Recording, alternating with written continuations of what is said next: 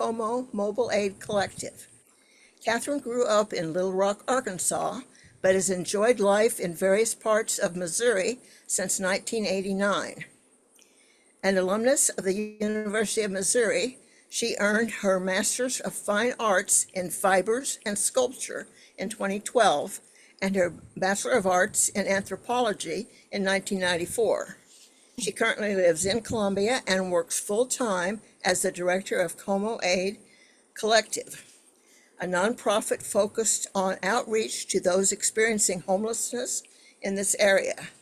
Catherine is also an adjunct assistant professor in the MU School of Visual Studies. She shared this mission statement for the collective with me. Como Mobile Aid Collective is dedicated to providing Columbia, Missouri citizens experiencing homelessness with resources, care, and respect. We partner with community volunteers and other organizations to provide meals, water, survival supplies, hygiene items, basic medical care, pet care, legal advocacy, and more.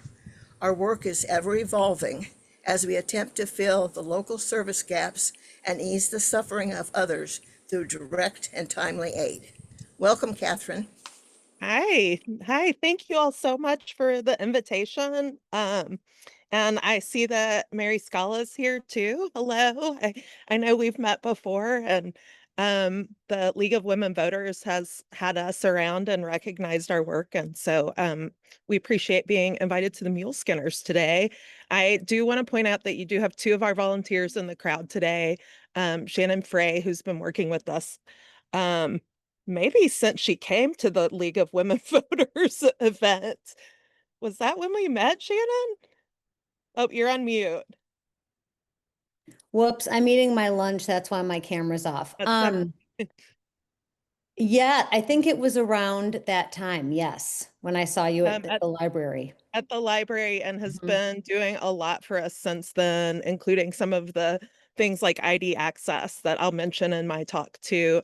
And Pam has joined us recently and is a Spitfire, taking care of a lot of behind the scenes organization. And we really appreciate that. Pam is taking on a lot of our clothing stuff that I'll be talking about later too. So, oh, and Sarah Catlin's here. What up? Um, anyway, thank you all so much. I do have a little slideshow. Obviously, oh, thank you for the heart, Sarah. I Please feel free to like toss in a question while I'm talking if you want, or throw it in the chat. I am pretty used to teaching and taught on Zoom for a long time, so I know how to get to the chats and everything, but I'm also okay with being interrupted because that happens a lot in my life anyway. Let me make sure I can share my screen and that nobody's asked anything yet. No. Also, I'm really sorry about the loss of your friend Al.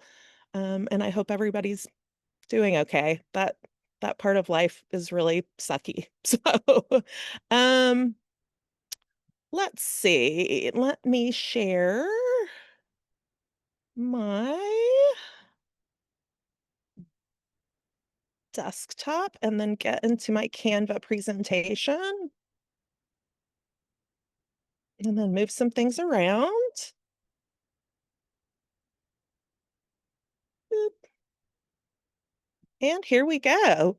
So this is so I've been in the art realm for a long time. Like Kathy mentioned, I have a background in anthropology and art, and I kind of fell into this because I wanted to do something for the community. So I don't make that much art anymore. I do teach one huge class that has about 300 students in it during the fall and spring semesters, but the rest of my creative practice is this work and all of the slideshows and social media graphics I put together. So a lot of you are already familiar with us, and Kathy read our mission statement, and you might see some of our folks cruising around town, doing different types of outreach work, or if you've been at Loaves and Fishes, which is the evening soup kitchen, you might see us doing our free clinic work there. But we have a lot of different things that we do. We are powered by volunteers and community partners. We only currently have 2 paid staff members. I am one of them. And we are like at capacity. So we're always looking for new revenue streams to try and figure out like how we can get more people compensated so that we can continue to strengthen our programming that we already do and like our mission work. So our guiding principles have to do with radical hospitality. And we talk about our, I'm gonna smoosh this. There we go. We have these little like social media taglines that we talk about, and big love is one of them. I want to really show the community, especially the community of folks that we work with, how important it is that this is work that we do out of love. We are a non-religious group, and so we are called by the mission to do this. One of our other principles is of immediacy. There are a lot of amazing social service organizations in Columbia that um, have a little more structured parameters on how to access their resources. And so we have been founded by filling in the gaps between the other social services and then connecting people as needed. We literally meet people where they are, but also kind of figuratively. We are mobile and we try to make ourselves as accessible as possible. Doing a lot of street outreach, including our lunch runs. And then we have our free clinic that I'll talk about. And that free clinic is hosted where people are. So we have moved along with the evening soup kitchen. We do not expect anyone to be sober or pious. Like that's also sort of meeting people where they are. Addiction is an incredibly complicated, layered issue. And if we required people to be sober, then we really wouldn't be helping a huge amount of population. And so they would miss out on that big love, really. We are also a pretty big group now. Team group projects can be challenging, but we try to get as much consensus, especially among our board and our core council, as we can when we're making like bigger decisions. And a lot of people start volunteering with us because they talk about how we actually do stuff. They really want to do direct action and affect the community directly, like on the street, on the ground. Some people are awesome at lobbying. That's not my like strength. My strength is like relationships with folks. So some of y'all might be aware of the realities of homelessness. There, of course, is always going to be stereotyping that we see through the like through reporting, through journalistic media, as well as like TV shows, movies, and things like that. But there is no one reason that people become homeless. There are many reasons. A lot of it you're probably very aware of, the lack of affordable housing, not only in our area, but nationally and globally. Um, some people, I have gotten so many emails recently on people being evicted or just losing their housing because their landlord is selling the property and they're selling to someone else who is raising the rent a lot.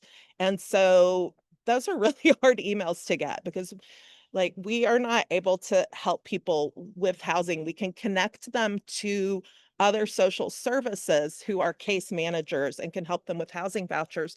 But the reality is that the federal funding has been slashed for housing vouchers. And so there's actually not a lot available right now.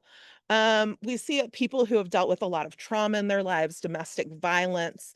We are seeing a huge growth in senior populations, like 4 times the amount it was a couple of years ago. And that's for a variety of reasons, including like losing their housing.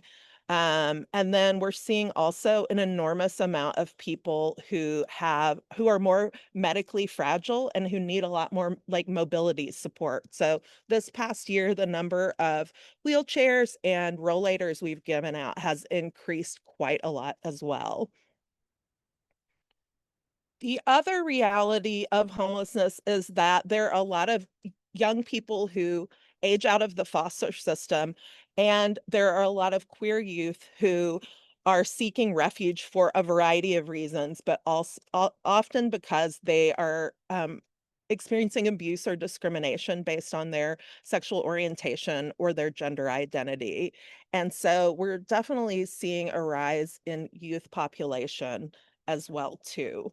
A lot of that, I think what we've discovered, because I've been trying to ask, there's a group, a social service organization called Flourish that works with 16 to 19-year-olds. And this seems to be what they're dealing with is people who have either aged out or who have been perhaps rejected by their families.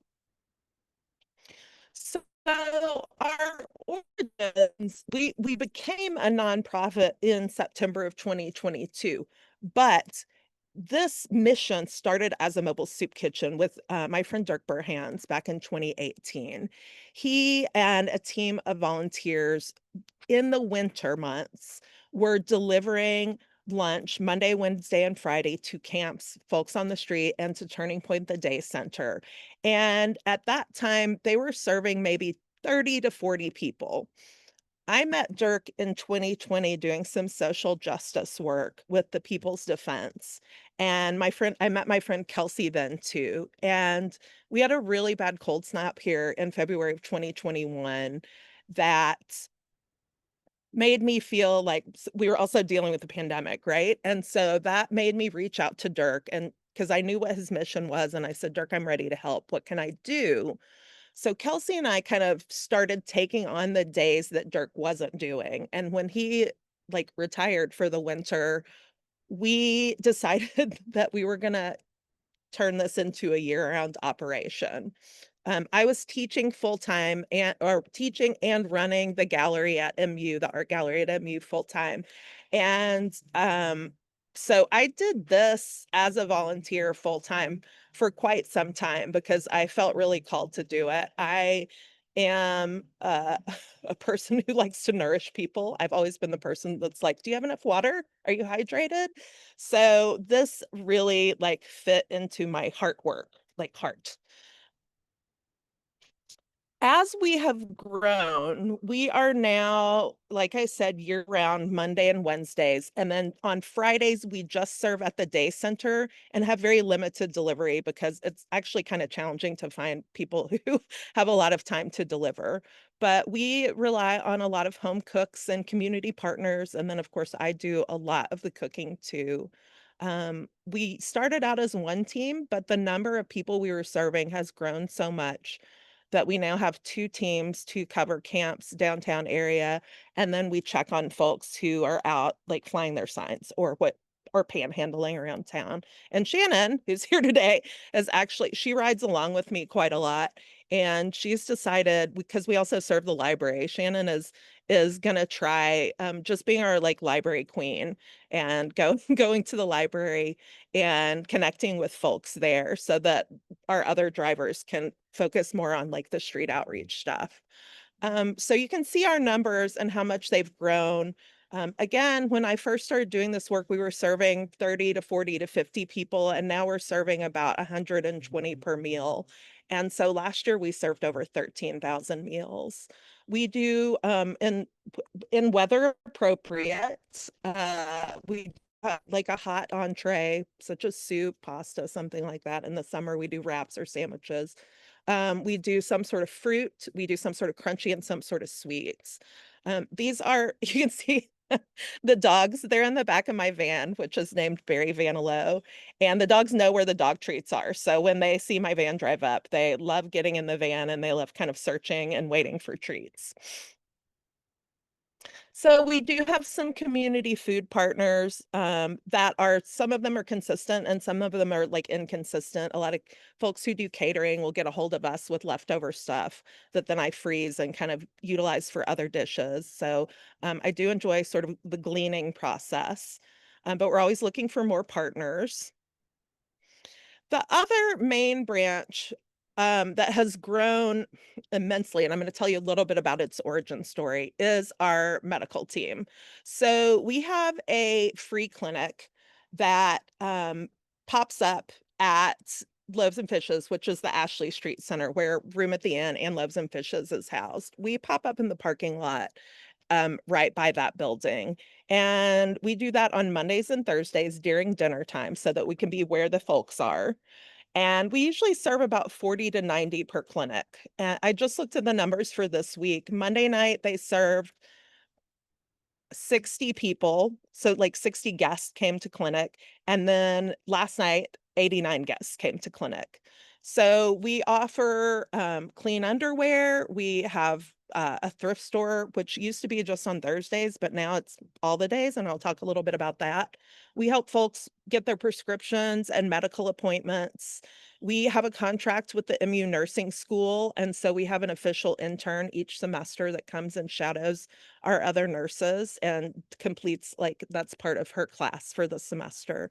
And then we have volunteers from other schools and programs as well.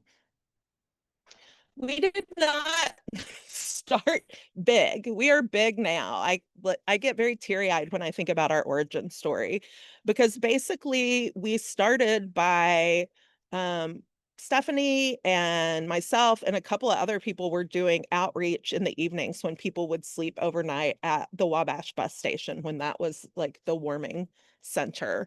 And one night my friend Gail popped by, who happens to be a nurse, and I asked her to look at this burn on somebody's foot.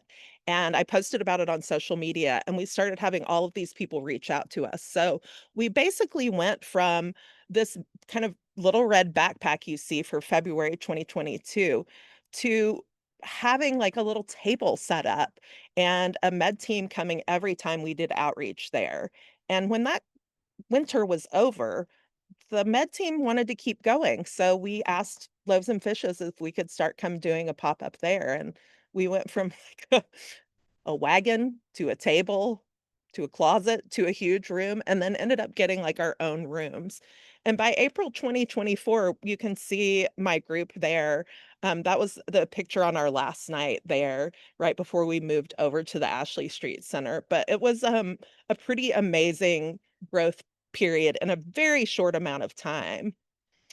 And once spring and summer came, we had to learn to operate outside, which was not my favorite thing to do, especially in summer. I got kind of grumpy about that sometimes.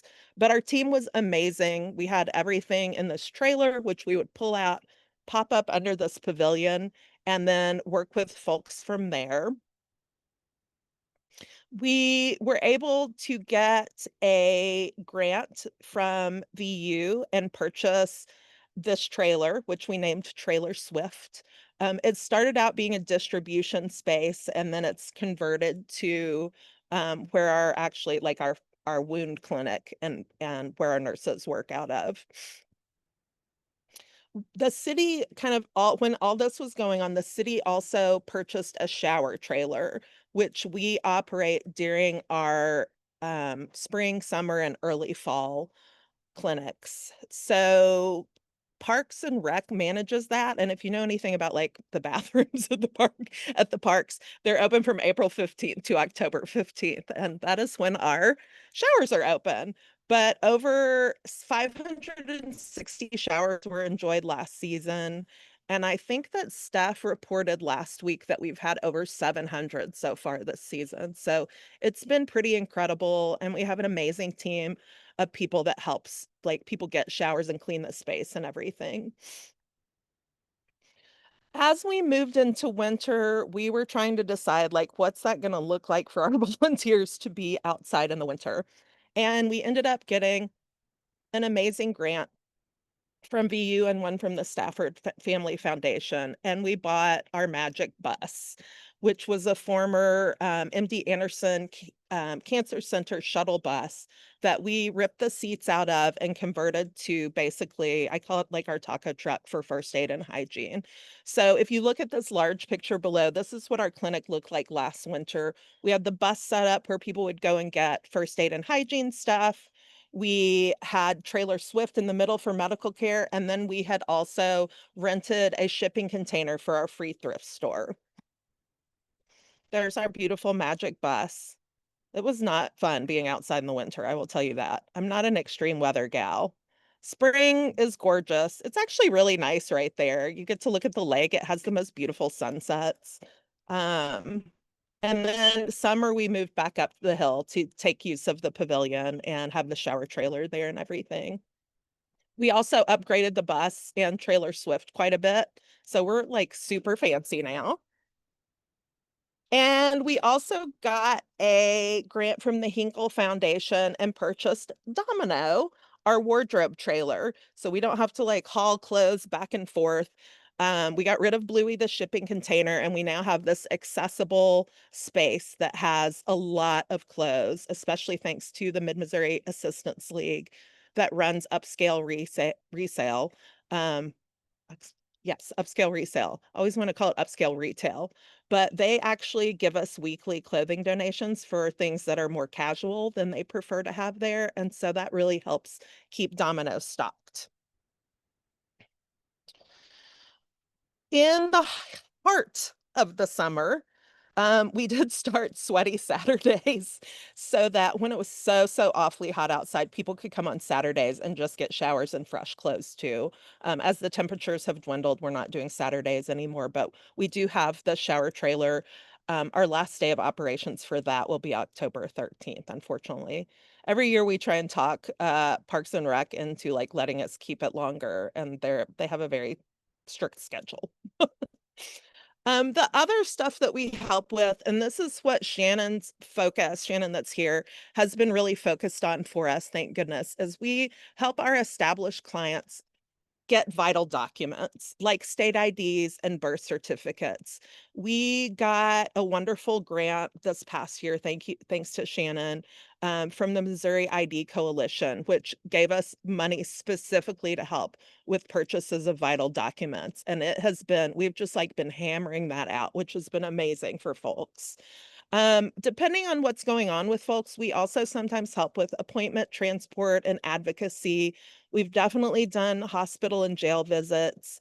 Um, we've sat with lots of people in the hospital. I have held someone's hand while they've been taken off life support and sang to them because their family was far away, and sat with them while they passed away. And that's probably, one of the most meaningful things I feel like I could have done for someone.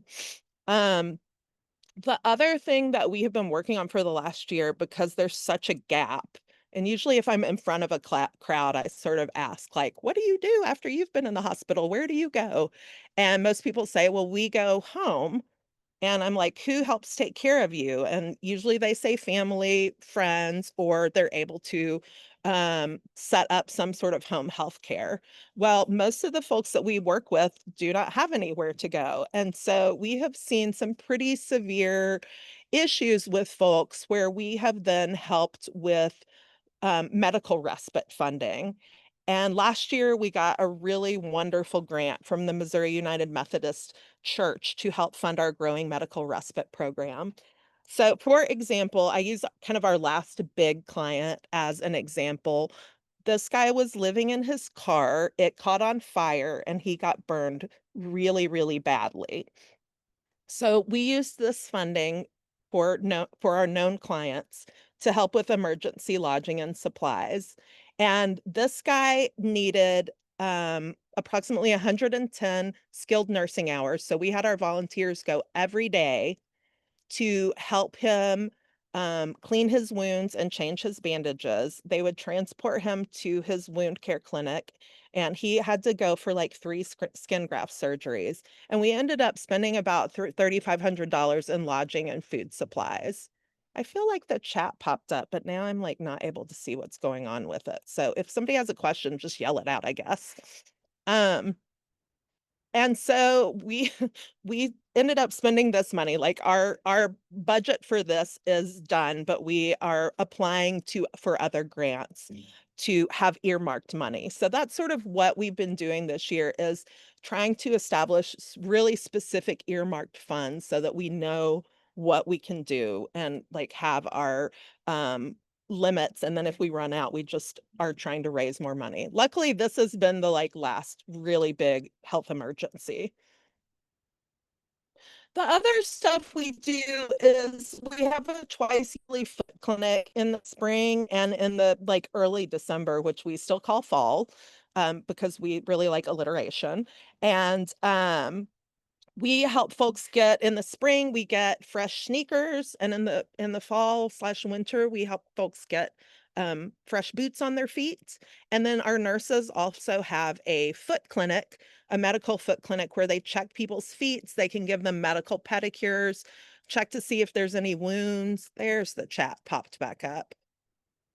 Thank you, Kathy. Oh, oh no, Sarah's coming back. Dave sent our website. Thank you, Dave. Um, by the way, there are a lot of Daves and Davids here today. But this is such an important moment of care for us that ties into a really special sense of love and intimacy for our clients who are often incredibly embarrassed about their feet. And we just try and reassure them that, like, our nurses have seen some pretty bad stuff. And like having someone care for your feet is just like such a beautiful moment, and it really helps a lot of people. We have a lot of people with like diabetic foot issues, plus people are on their feet just walking. Kind of the national statistic average is that someone experiencing homelessness might walk up to 10 miles a day, and so that's a lot of wear and tear on your feet, on your body, especially if you're carrying all of your belongings with you.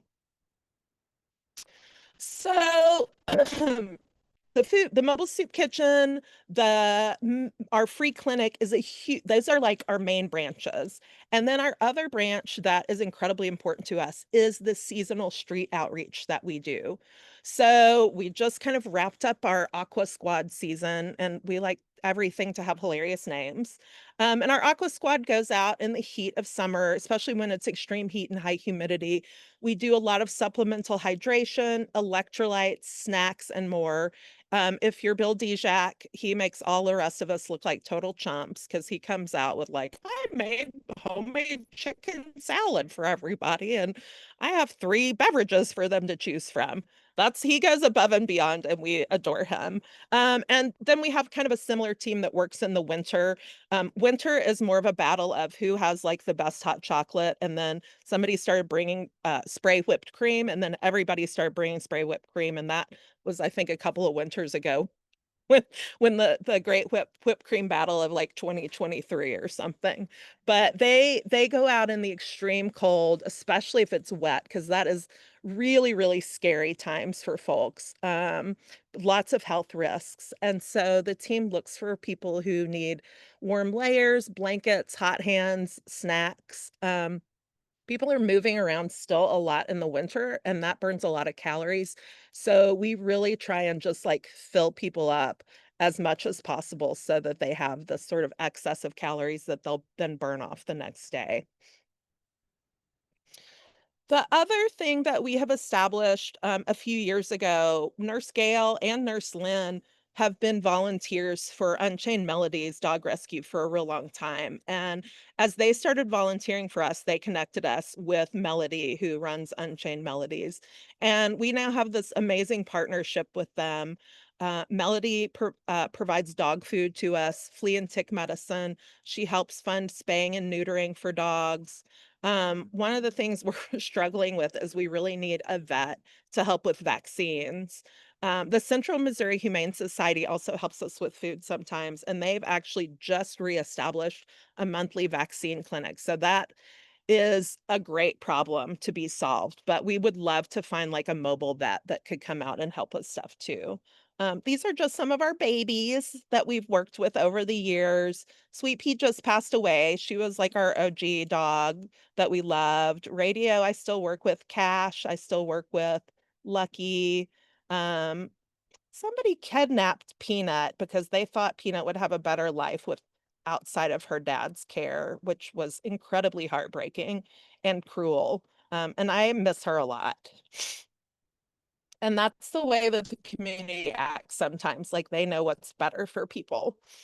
Um, so we do not have formal case managers. We do not have a formal housing liaison. We are gap fillers, right? So we partner with what I call our coalition of kindness and work with groups who already have these things in place. And so we are constantly texting each other, emailing each other, asking questions. I don't know if you know, but at Daniel Boone Regional Library, there is a um, community services specialist. Her name is Rebecca, and she's amazing. So I can send people to her if they need to talk about a variety of things. But we have people that do ride-alongs with us too. And then these are folks that we can connect to people for housing, mental health and substance abuse, help with their Medicare and SNAP benefits. It's been a really wonderful, I've been doing this for 4.5 years, gosh, almost 5 years.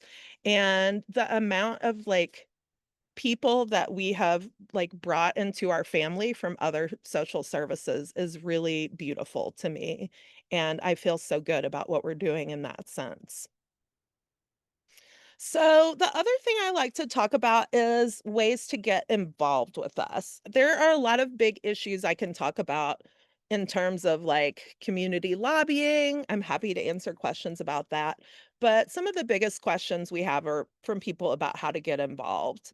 This is just a real basic way to start. It I think that a lot of us can acknowledge that it's a privilege to have time and energy to be able to actually volunteer, and not everybody has that. It has been my privilege to be able to do this for a really long time. But, not everybody has time, not everybody has money, so we like to offer different pathways in, whether it's doing some direct action in a variety of ways, whether it's bringing me a fruit cups once a month that I can serve for the meals. Um, if you wanna host a fundraiser or supply drive, if you wanna host a house party, we are a nonprofit, so you can do directed donations from your year-end IRA or your HSA account.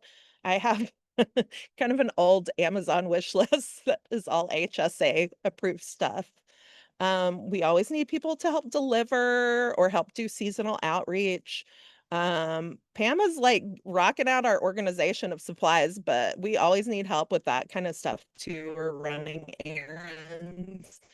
Um, I created a small group opportunity kind of set of graphics for folks that might just want to have a small group of friends, or if you have another service organization. Again, hosting some sort of fundraising event to benefit us in a variety of ways would be amazing, whether it's money, whether it's like an underwear drive, hand warmers, whatever. Um, we have some great kids groups that bag pet food for us, which is really sweet. The youth groups at Missouri United Methodist have spent a lot of time bagging up dog food and making little treat bags and stuff. It's so funny that I'm like, we actually need people to bag cotton balls and Q-tips for us. And so I encourage people if you're going to do something like that, make it fun, have music, I don't know, have a glass of wine, whatever. Organize an undie or a sock drive. We go through an incredible amount of underwear, and it's so important for personal hygiene and just I think for like self-worth, personal self-worth. Just having a fresh set of underwear. I feel like we can all understand that, right? If you're really into food, you can chat with me about prepping a meal. I have what group is that? MU Extension is getting ready to do the full meal. And they did that, I think, a year or two ago too. So they made a big thing of soup and then they got all the sides ready and brought everything to me. You can also prep a main course. and schedule something like that with me that's either for a specific day or for me to put in the freezer for another day. Again, fruit cups I love. Peggy Placer does fruit cups, for me once or twice a month, depending on her capacity. So I have definitely had people prep sweets for me before. Everybody loves sugar. And then also just sharing our social media posts, especially when we are looking for specific donations. Like right now, we're looking for hoodies, sweatshirts. And of course, so I've got like a list here of our warm weather needs. I know it's very warm today, but like it's getting cool at night. So we're really starting to collect more. One of the main things we struggle with a lot are men's pants in like size 27 through 34. We get a lot of larger pants, and Upscale Resale has a lot of women's clothes that we get, but not enough. There just don't seem to be enough men's pants around town. But you can see here, like our year-round needs and other needs. I have a little graphic I can send people to if you want to share that in other ways or send that out to another group that you're in. And then lastly is questions. And that is my contact info and how to get to our website. Oops, which I've now deleted since I stopped sharing, but I'm happy to send that and glad to like chat with folks. Let's see, can you use surplus home garden veggies? So, Dave, I love fresh vegetables. I have a hard time with a large quantity because processing is very challenging. But if somebody was able to just like process that and bring it to me in Ziploc bags for me to toss in the freezer, that would be incredibly helpful. Because I do a lot of bulking up of things, especially if I need to stretch a soup. Like I basically have to have 12-ish or more gallons of soup per meal or per whatever, like or pasta or whatever. So I love having fresh stuff or fresh frozen stuff that I can like toss in a soup to bulk it up a little bit. Oops, I'm going to move out of the sunbeam. There we go. So yes to that. Any other questions for me? Oh, Kathy's got her hand up. Hello, Kathy. Hi. Hi. Um, I have two things. First of all, there's a young man. I live in Sunrise Estates, which is east, Okay. off of Lake of the Woods, Oh, parallel yeah. with Interstate 70. And I see a young man with a white pit bull dog walking frequently along the side of the road and now on that new sidewalk that they've put in. And I have a feeling he may be sleeping somewhere in Sunrise Estates. And I wonder if you know about him. So there are a lot of folks that camp out at Lake of the Woods, some of which are folks that we've served for a long time closer to town that have been evicted frequently from properties closer to town. Uh, Um, Unfortunately, part of the issue is we are at capacity, and which I just had to tell somebody, we're not able to get to Lake of the Woods yet. My okay. plans are, so I may or may not know him. But Okay. but my plans are once the Opportunity Campus kind of gets manifest and gets moving, they are hoping to serve lunch there. And so what I would like to see for us, but this probably won't be implemented for another year, is for us to move our services out like away from the day center, which kind of is a bummer for me to think about. I don't want to think about too deeply right now, and expand our street outreach a little bit more. But right now, we are really the only ones that serve meals 3 days a week for at the day center. And so that's where the bulk of our population is. So we've had folks where we've tried to go out south because I know that there's people out south too. I just don't know where they are. Um, I know that there's people up north a little bit further because of the constant evictions. Everybody is moving further and further out of town. And so we just don't have time or capacity to incorporate those areas yet. So it's likely that I know about him, but we are not able to currently service that area. Well, I certainly can understand that. It's a bummer because like I'm out usually until 2:30 or 3 on Mondays and Wednesdays. My goodness, I don't know whose computer that was. That was That wild. was a phone call on my phone, which I hung up on. And my other question was, when the Opportunity Campus is up and going, how many people do you think are going to be not interested in being served there, but just want to stay on the street? And how should we feel about that, or how should we respond to that as a society?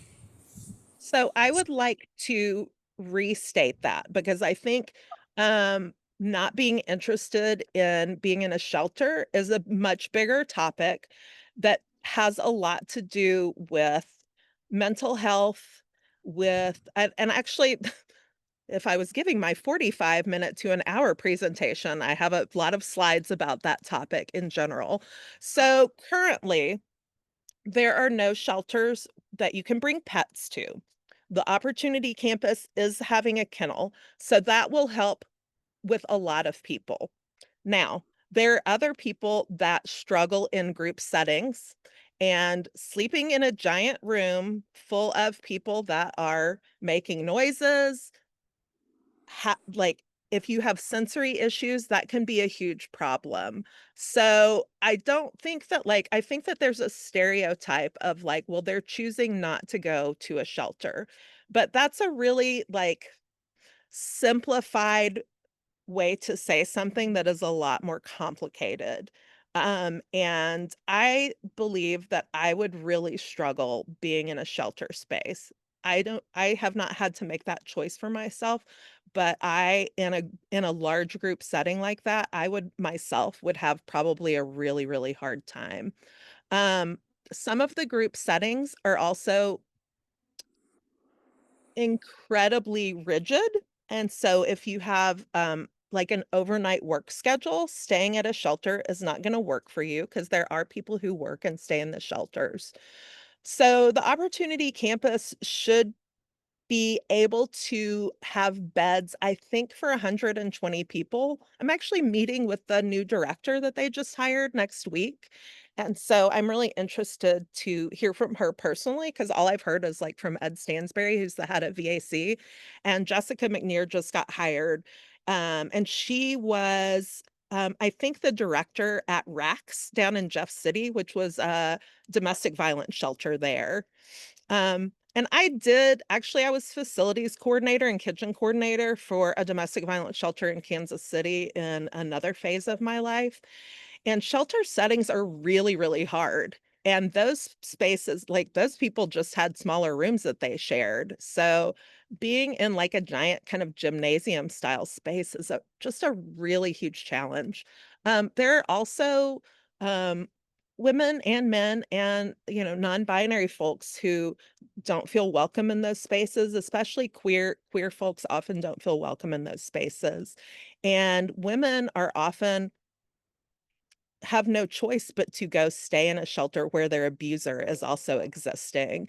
And so that can lead a lot of women to perhaps not want to choose that shelter space when they know somebody who's dangerous to them is there.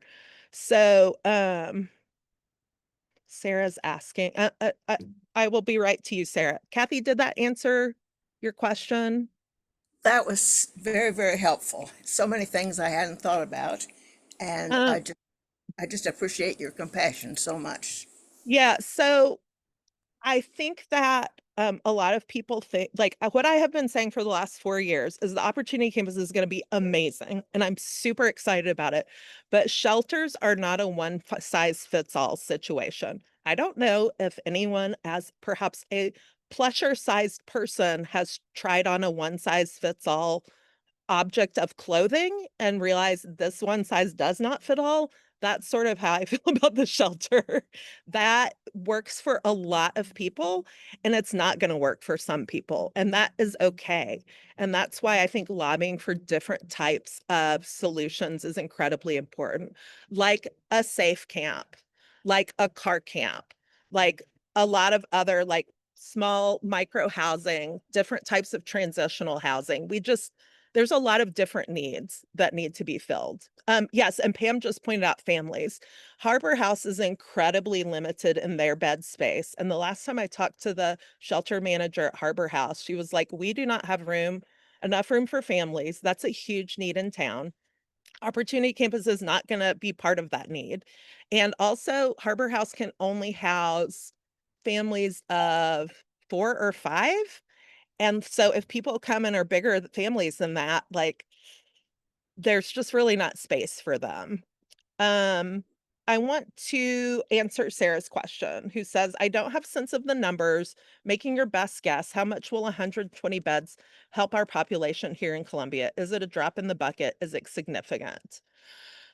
I think it's a little of both. So I think right now, Room at the Inn has 60 or 70 beds. And in the winter, they usually add more because it's so extreme and dangerous for folks to be outside.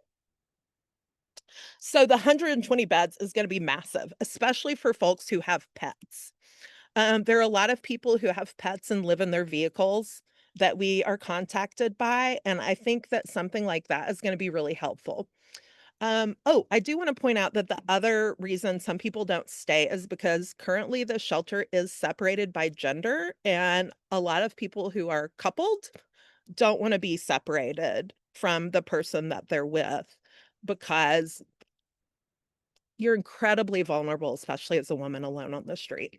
Sarah, to answer that, I think that it's going to be huge. It's a lot more people, but it's definitely still unlikely to house everyone that is going to need it. If we look at what's happening with all of the slashing of federal funding, with the closing of rural healthcare centers, with the lack of like housing support, federally funded housing support, we're going to see even more people around the nation who are refugees of capitalism. And so I think that like it's interesting because I always think of this like this is how MU works, right? MU will plan a building and make a plan for a program, but it takes like 20 years to actually accomplish something. And so by the time they get to it, it's like the need is a little bit different. And so I think that the Opportunity Campus is going to be amazing. It's going to help so many people, but there's still going to be a lot of people in need that maybe don't fit the mold of what can happen with Opportunity Campus. And I have a lot of fear for a variety of reasons. I'm working on our budget and for next year, and I'm wondering like, what does that look like for us? What do we need as we see the needs increasing for folks? And especially like at our free clinic, and as more people are probably coming to Columbia for the healthcare here. I don't know yet, but I'm trying, like we are trying to think really forward about numbers and stuff. So and I'm not mad about it. Well, I mean, I'm mad about a lot of things. I'm not mad about people needing stuff. I'm mad about the lack of resources, right? So I think that this ties into like Pam asking what would it take for Columbia to offer micro housing. So part of the issue has been from the city, at least, the city does not want to be in charge of anything. They are happy to help find funding for things, but they don't want to actually manage any sort of micro housing. They don't want to manage any sort of safe camp. They want somebody to do that for them that they contract through, which on one hand, I think really sucks. And on another hand, probably makes sense.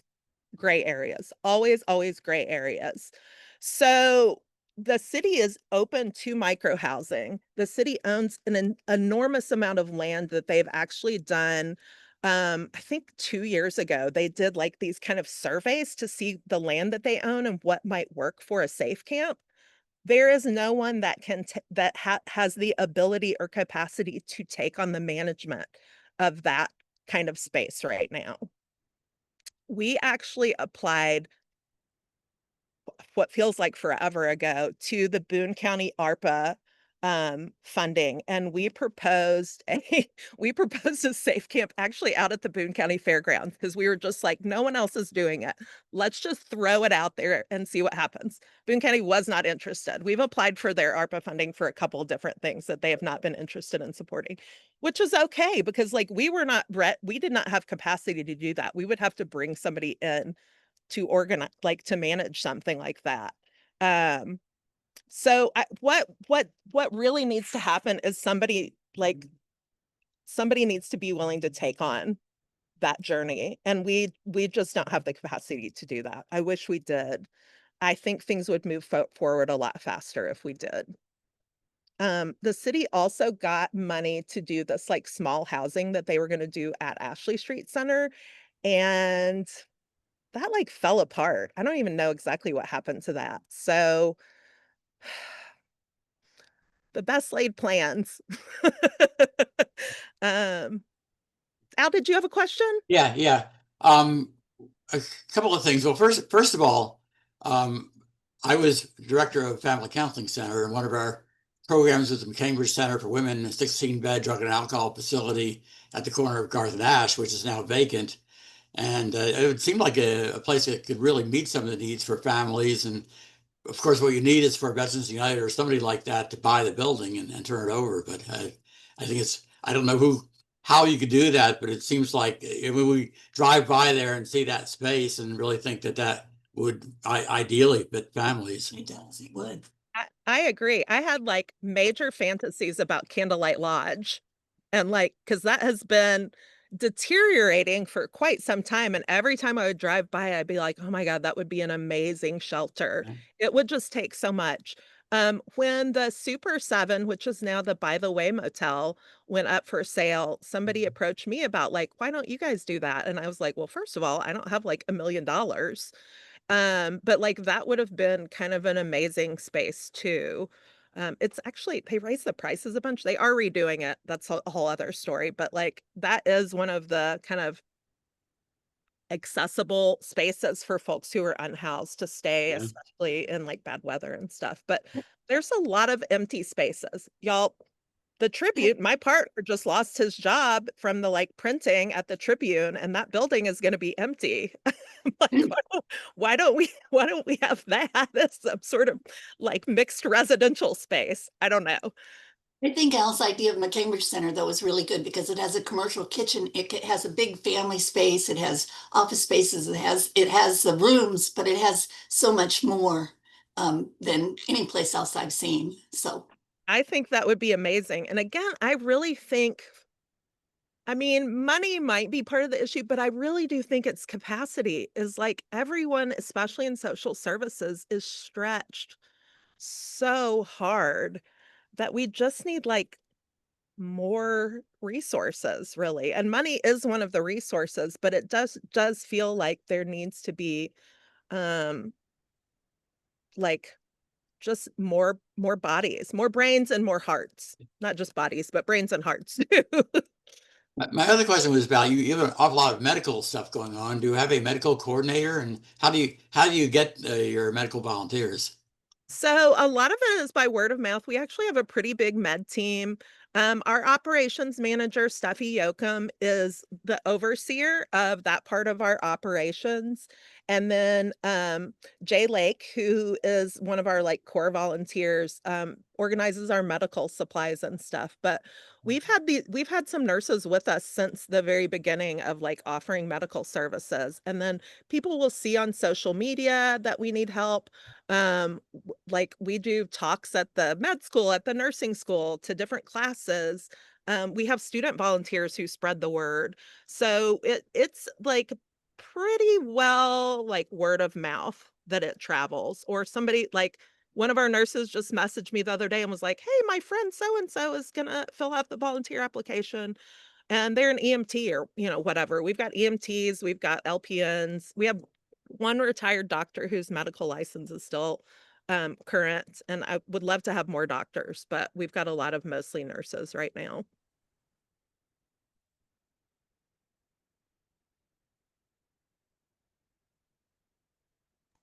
Thank you. Pam is sharing in the chat.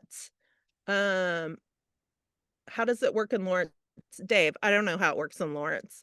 Pam is sharing about Lawrence.gov. Pam, is Lawrence sponsoring those spaces? They actually used to have a safe camp in Lawrence that they disbanded a while ago, like post-pandemic.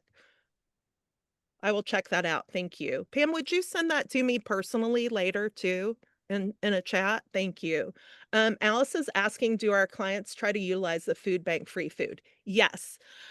So the food pantry on Business Loop offers care packs. So if you are like in need, you can go in and get this like share bag that is supposed to contain non-perishables that you don't need a can opener for and that you don't necessarily have to cook.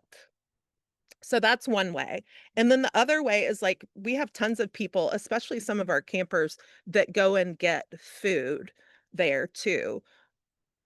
The food bank is an amazing resource. They also have a community resource specialist there that can help people get connected to Social Security, to Medicaid, to SNAP, to all of that stuff too. So they have, if you have not like visited the new location, it is amazing.